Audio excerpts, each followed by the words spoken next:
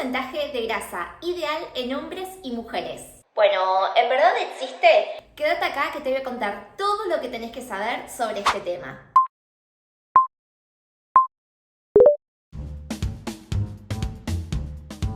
Bienvenidos a todos y todas a un nuevo video en el canal.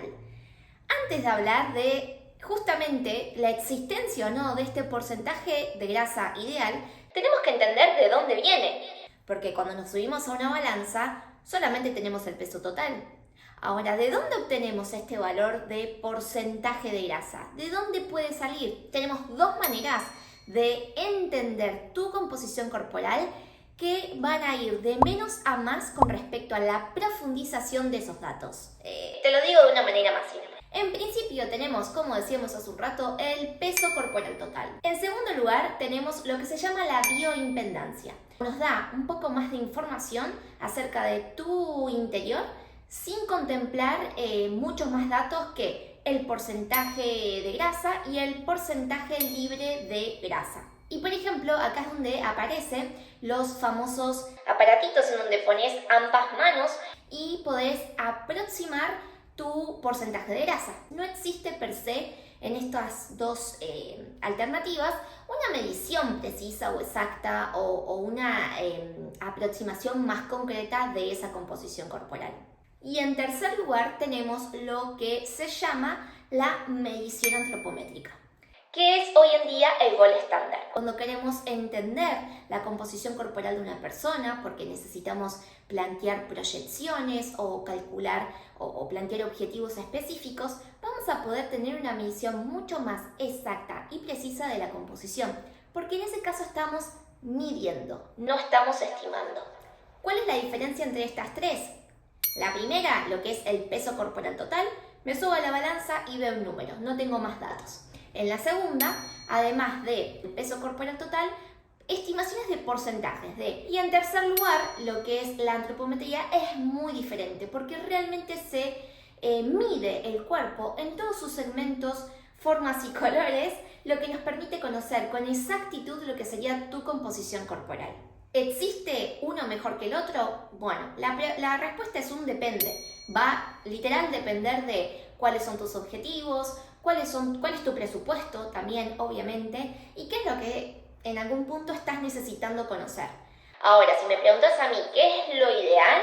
Lo ideal, si queremos conocer con exactitud una composición corporal para proyectar un objetivo, en nutrición deportiva, te recomiendo utilizar la medición antropométrica. Dentro de la medición antropométrica puedes tener diferentes perfiles de profundización de la medición. Tenés un perfil un poco más reducido en donde solamente vas a tener 2 componentes y si no ya un perfil más completo en donde tenemos los 5 componentes. Que esta es realmente la que te recomiendo hacer. ¿Cuáles son estos 5 componentes? La masa adiposa, la masa muscular, la masa residual que serían tus vísceras, corazón, pulmón, cerebro, órganos, la masa ósea y la piel.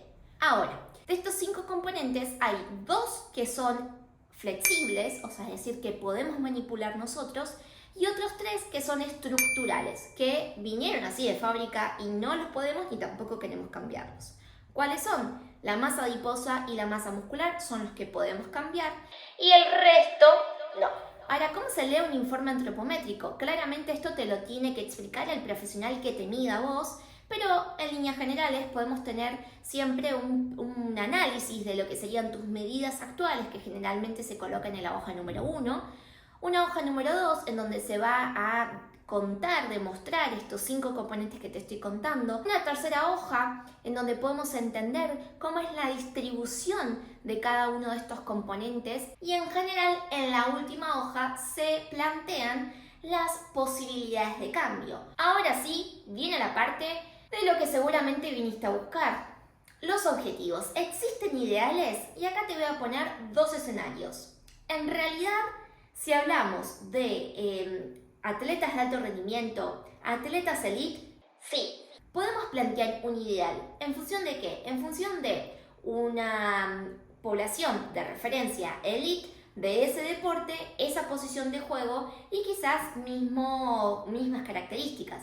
Si vos no entras en ese grupo, entonces la respuesta es un depende. dado que lo que se pueden calcular son los máximos potenciales en función de tu situación actual. ¿Y cómo se calcula esto? En función de dos variables, la suma de 6 pliegues y el índice músculo óseo.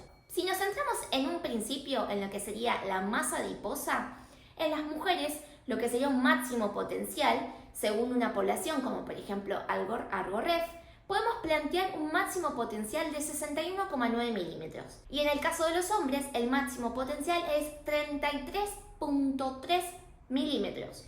Y en el caso del aumento de masa muscular, se plantea en función de la variable índice músculo óseo. El índice músculo óseo es la relación entre los kilos de tu masa muscular sobre los kilos de tu masa ósea. Y de esa manera tenemos ese índice. Y en los cuerpos femeninos, el máximo potencial de este índice es de 4,5. Y en el esqueleto masculino estamos hablando de índice músculo óseo de 5, o sea, 5 veces su propio peso en forma de masa muscular. Para que puedas entender mejor esto que te acabo de contar, te voy a traer dos antropometrías de ejemplo. Tenemos el caso de un paciente que es hombre que está buscando incrementar la masa muscular. En sus parámetros tenemos estos kilos de masa adiposa, masa muscular y masa ósea. Partiendo de una suma de 6 pliegues de 62 milímetros, podría plantearse una reducción de la suma de 6 pliegues a 33,3 y eso representaría una pérdida de grasa de 3,8 kilos. Y si hablamos de un aumento de masa muscular, considerando que su índice músculo óseo es de 4,3, podría incrementar, si lo planteamos en un IMO de 5, subir 5 kilos de masa muscular. Y en el caso de la mujer, la suma de 6 pliegues que podemos proyectar en una mujer como máximo potencial es de 61,9 y eso representa más o menos una pérdida de grasa corporal de 17 kilos. Y en este caso, por ejemplo, su índice músculo óseo dio casi 4,6 y eso representa ya su máximo potencial. Ahora, siempre tengamos en cuenta que estos son límites teóricos y proyecciones teóricas de personas como vos, como yo, que no necesariamente tienen que ser tus objetivos, porque quizás en la práctica, en la experiencia, vos no tenés ganas, no querés o realmente no estás dispuesto a trabajar en ello y está todo más que bien. Estos son proyecciones de máximos potenciales en diferentes personas. ¿Te sirvió esta data?